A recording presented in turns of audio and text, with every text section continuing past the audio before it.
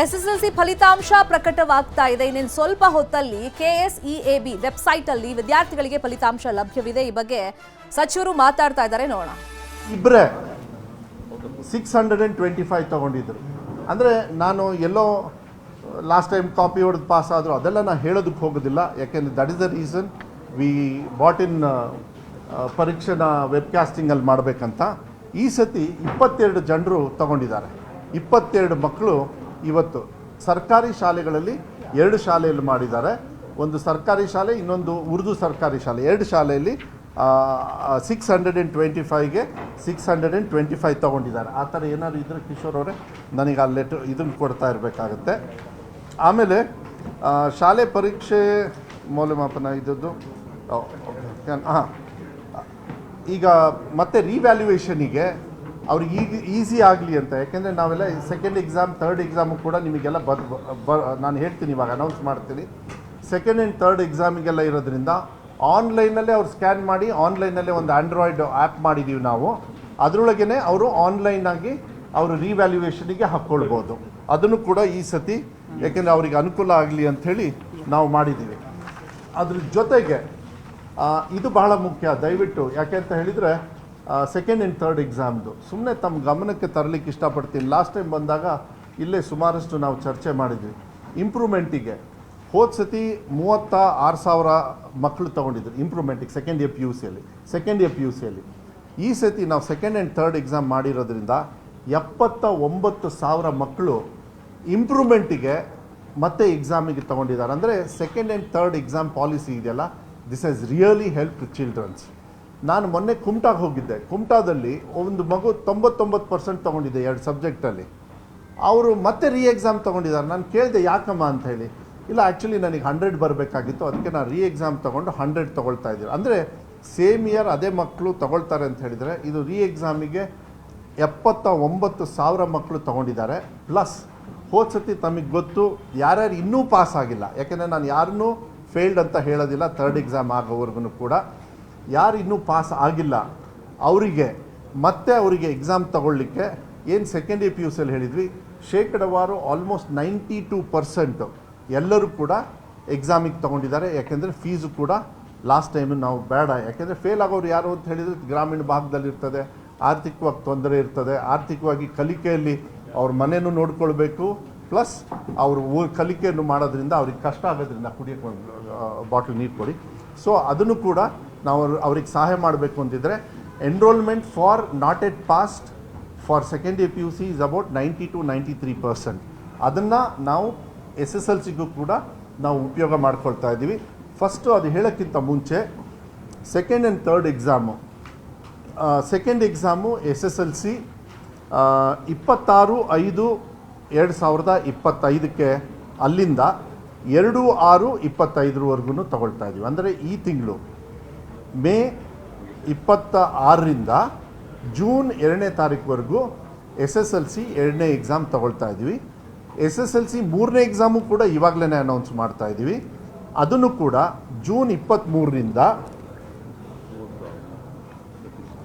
June 30ನೇ ತಾರೀಕುವರೆಗೂ third ಎಕ್ಸಾಮ್ನ ನಾವು conduct ಮಾಡ್ತಾ ಇದ್ದೀವಿ.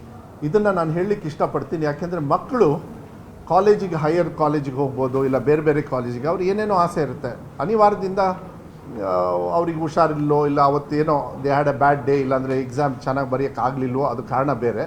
ಆದರೆ ಅವ್ರಿಗೆ ಅವಕಾಶಗಳಿಗೆ ಕೊಡಬೇಕು ಅಂತಕ್ಕಂಥ ನಿಟ್ಟಿನಲ್ಲಿ ಯಾವಾಗಲೂ ನಾನು ಹೇಳ್ತಾ ಇದ್ದೆ, ಮಕ್ಕಳಿಗೆ ಅವಕಾಶಗಳನ್ನು ಕೊಡಬೇಕು. ಈಗ ಲಾಂಗ್ ಜಂಪ್ ಮಾಡ್ತೀರಾ, ಫಸ್ಟ್ ಅಟೆಂಪ್ಟಿಗೆ ಕಳಿಸೋದಿಲ್ಲ, second third, and most of the medals are won by second and ಥರ್ಡೇ. ಅವ್ರ ಇಂಪ್ರೂವ್ಮೆಂಟ್ ಆಗ್ತಾನೆ ಹೋಗುತ್ತೆ. ಅದೇ ವರ್ಷ ಅದೇ ಮಕ್ಕಳು ಅದೇ ಶಾಲೆಯಲ್ಲಿ ಇಲ್ಲ ಅದೇ ಇದರೊಳಗೆ ಓದಿ ಹೈಯೆಸ್ಟ್ ಮಾರ್ಕ್ಸ್ ತೊಗೊಳ್ತಕ್ಕಂಥದ್ದು ಬೇಕಾದಷ್ಟು ಮಾಡಿರೋದ್ರಿಂದ ಈ ಸೆಕೆಂಡ್ ಆ್ಯಂಡ್ ಥರ್ಡ್ ಎಕ್ಸಾಮ್ನು ಕೂಡ ನಾವು ಅವ್ರಿಗೆ ಆಪ್ಷನ್ ಕೊಡ್ತಾ ಇದ್ದೀವಿ. ಯಾಕೆಂದರೆ ಎಕ್ಸಾಮ್ನ ತುಂಬ ಸ್ಟ್ರಿಕ್ಟಾಗಿ ಮಾಡಿರೋದ್ರಿಂದ ಅವರಿಗೆ ಸೆಕೆಂಡ್ ಆ್ಯಂಡ್ ಎಕ್ಸಾಮ್ ಆಪ್ಷನ್ ತೊಗೊಂಡು, ಇನ್ನೂ ಯಾರು ಪಾಸ್ ಆಗದೇ ಇರೋರು ಅದನ್ನು ಅವಕಾಶಗಳನ್ನು ತಗೊಳ್ಳೋದಕ್ಕೆ ನಾವು ವ್ಯವಸ್ಥೆಯನ್ನು ಕೂಡ ನಾವು ಮಾಡ್ತಾಯಿದ್ದೀವಿ. ಇಲ್ಲೂ ಕೂಡ ಸ್ವಲ್ಪ ನಮಗೆ ಬಜೆಟ್ಟು ಹೈ ಆಗ್ತದೆ, ಆದರೂ ಕೂಡ ಈ ವರ್ಷಕ್ಕೆ ಮಾತ್ರ. ಯಾಕೆಂದರೆ ನಾನು ಹೇಳ್ತಾ ಇದ್ದೀನಿ, ಯಾಕೆಂದರೆ ನೆಕ್ಸ್ಟ್ ಇಯರ್ಗೆ ನಾನು ಬಜೆಟ್ದು ನಾನು ಆರ್ಥಿಕ ಇಲಾಖೆಯಿಂದ ತಗೊಂಡೇ ಮಾಡಬೇಕಾಗ್ತದೆ.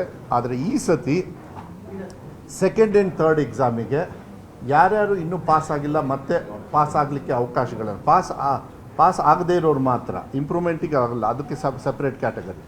ಯಾರ್ಯಾರು ಪಾಸ್ ಆಗದೇ ಇರೋರು, ಅದು ಗ್ರಾಮೀಣ ಭಾಗದಲ್ಲಿ ಬಡ ಮಕ್ಕಳು, ಅವರಿಗೆ ಹೆಲ್ಪ್ ಆಗಬೇಕಂತಲೇ ನಮ್ಮ ಇಲಾಖೆಯಿಂದ ಮಾನ್ಯ ಮುಖ್ಯಮಂತ್ರಿಗಳು ಕೂಡ ಮೊನ್ನೆ ಸಾಯಂಕಾಲ ಅವ್ರ ಜೊತೆಗೆ ಎಲ್ಲ ಕೂಡ ಅಪ್ಡೇಟ್ ಮಾಡಿದೆ. ಯಾಕೆಂದರೆ ಹೋದ ಸತಿ ಸ್ವಲ್ಪ ಕಟುವಾಗಿ ಅವರು ಕೂಡ ನಮಗೆ ತುಂಬ ಸ್ಟ್ರಿಕ್ಟಾಗಿ ಹೇಳಿದರು, ನೀವೆಲ್ಲ ಈ ಥರ ಮಾಡೋದು ತಪ್ಪಾಗ್ತದೆ ಅಂಥೇಳಿ, ನೀವು ಡಿಪಾರ್ಟ್ಮೆಂಟ್ನ ಸರಿ ಮಾಡ್ಕೊಳ್ಳಿ, ಗ್ರೇಸ್ ಕೊಡ್ತಕ್ಕಂಥದ್ದು ತಪ್ಪು ಅಂತೇಳಿ ಅದನ್ನ ಚರ್ಚೆಯಲ್ಲಿ ಆಗಿದೆ, ಅದು ನಾನು ಹೇಳಕ್ಕೆ ಹೋಗೋದಿಲ್ಲ. ಆದರೆ he was very strict.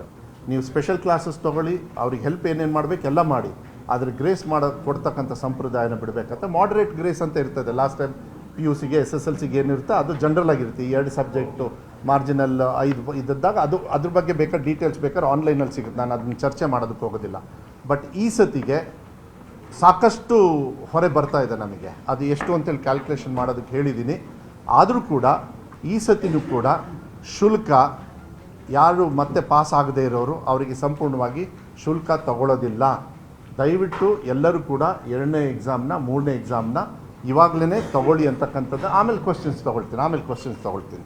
So 2ನೇ ಎಕ್ಸಾಮು 3ನೇ ಎಕ್ಸಾಮಿಗೆ ಹೆಂಗೆ PUCಯಲ್ಲಿ ಶುಲ್ಕ ಇರೋದಿಲ್ಲ, ಅದೇ ರೀತಿ ಯಾರ್ಯಾರು ಎಕ್ಸಾಮ್ ಪಾಸ್ ಆಗದೇ ಇರೋರು ಅವ್ರು ಕಟ್ಕೊಳ್ಳೇಬೇಕು. ಅವರಿಗೆ ಸ್ಪೆಷಲ್ ಕ್ಲಾಸಸ್ಸು ತೊಗೊಳ್ತಕ್ಕಂಥದ್ದು ಇಲಾಖೆಯವರು ಕೂಡ ಅವ್ರಿಗೆ ಸಹಾಯ ಮಾಡ್ತಕ್ಕಂಥದ್ದು ಶಾಲಾ ಮಟ್ಟದಲ್ಲಿ ಅದನ್ನ ಶಾಲೆಗಳಿಗೆ ಹೇಳ್ತಾರೆ, ಅವ್ರು ಮಾಡ್ಕೊಳ್ಬೋದು. ಅವ್ರು ಪಾಸ್ ಆಗದೇ ಇರತಕ್ಕಂಥ ಸಬ್ಜೆಕ್ಟ್ಗಳನ್ನು ತಗೊಂಡು ಮತ್ತೆ ಪಾಸ್ ಆಗ್ತಕ್ಕಂಥ ವ್ಯವಸ್ಥೆಯನ್ನು ಮಕ್ಕಳು ಈ ಸಂದರ್ಭದಲ್ಲಿ ಮಾಡಿಕೊಳ್ಳಿ ಅಂತಕ್ಕಂಥದ್ದನ್ನು ಕೂಡ ನಾನು ಈ ಸಂದರ್ಭದಲ್ಲಿ ಅವರಿಗೆ ನಾನು ಹೇಳಲಿಕ್ಕೆ ಇಷ್ಟಪಡ್ತೀನಿ. ಆಮೇಲೆ ಈ ಸತಿನೂ ಕೂಡ ಸೇಮ್ ಏನು webcasting all the examination centres ಅದೆಲ್ಲ ಡೀಟೇಲ್ಸ್ ನಿಮಗೆ ಕೊಟ್ಟಿದ್ದೀನಿ. ನಾನು ಅದು ಹೆಚ್ಚು ಚರ್ಚೆ ಮಾಡೋದಕ್ಕೆ ಹೋಗೋದಿಲ್ಲ.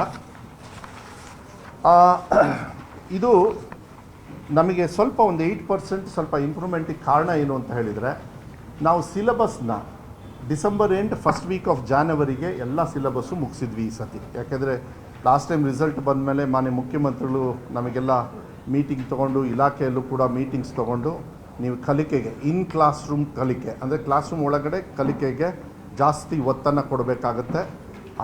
ಅದು ಸ್ವಲ್ಪ ಕೊರತೆ ಇತ್ತು, ಡಿಪಾರ್ಟ್ಮೆಂಟಲ್ಲಿ ಸ್ವಲ್ಪ ಹೆಚ್ಚು ಕಮ್ಮಿ ಇತ್ತು.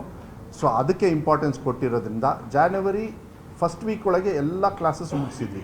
ಅದಾದಮೇಲೆ ಮಕ್ಕಳಿಗೆ ಎಕ್ಸಾಮಿನೇಷನ್ ಫೇಸ್ ಮಾಡ್ತಕ್ಕಂಥ ರೀತಿ ಇರಲಿ, ಎಲ್ಲದೂ ಕೂಡ CO ಮಟ್ಟದಿಂದನೂ ಕೂಡ ಹೋಗಿ ಅದನ್ನು ನೋಡ್ತಕ್ಕಂಥ ಕೆಲಸವನ್ನು ನಾವು ಮಾಡಿದ್ದೀವಿ. ಅಟ್ಲೀಸ್ಟ್ ಒಂದು 6-7 ರೆಗ್ಯುಲರಾಗಿ ಡಿಪಾರ್ಟ್ಮೆಂಟಿಂದ VCಯಲ್ಲಿ ಎಲ್ಲ ಮತ್ತು ಮೀಟಿಂಗ್ಸು ಅದನ್ನೆಲ್ಲ ಮಾಡ್ಕೊಂಡಿದ್ದಾರೆ. ಇಬ್ಬರು ಕೂಡ ನಮಗೆ ಗುಲ್ಬರ್ಗ ಡಿವಿಷನ್ ಕಮಿಷನರು ಇದ್ದಾರೆ, ನಮ್ಮ ಧಾರವಾಡ ಭಾಗದ ಕಮಿಷನರು ಕೂಡ ಇಲ್ಲೇ ಇದ್ದಾರೆ. ಅವ್ರಿಗೆಲ್ಲರಿಗೂ ಕೂಡ ಟಾರ್ಗೆಟ್ ಕೊಟ್ಟಿದ್ವಿ, ಏನೇನು ಕ್ಲಾಸ್ಗಳನ್ನ, ಯಾಕೆಂದರೆ ಕೊರತೆ ಏನು ಅಂಥೇಳಿ ನಮಗೆ ಗೊತ್ತಿತ್ತು, ಅದನ್ನು ಮಕ್ಕಳಿಗೆ ಸಹಕಾರ ಆಗಬೇಕು ಅಂತಕ್ಕಂಥದ್ದು ರೀತಿಯಲ್ಲಿ ಮಾಡಿ ಸ್ಪೆಷಲ್ ಕ್ಲಾಸಸ್ ತೊಗೊಳ್ಳೋದಾಗಲಿ, ಸಬ್ಜೆಕ್ಟ್ ವೈಸ್ ತೊಗೊಳ್ಳೋದಾಗಲಿ. ಒಬ್ಬರು ಮಕ್ಕಳಿಗೆ ಏನಾಗುತ್ತೆ 80% ಇರೋರು 90%, ಈಗ 60% ತೊಗೊಳ್ತಾರೆ. ಅವ್ರಿಗೇನಾದ್ರು 75-80% ತೊಗೊಳ್ಬೇಕಂದ್ರೆ ಆ ಮಕ್ಕಳಿಗೆ ಯಾವ ರೀತಿ ಟ್ರೈನಿಂಗ್ ಕೊಡಬೇಕು,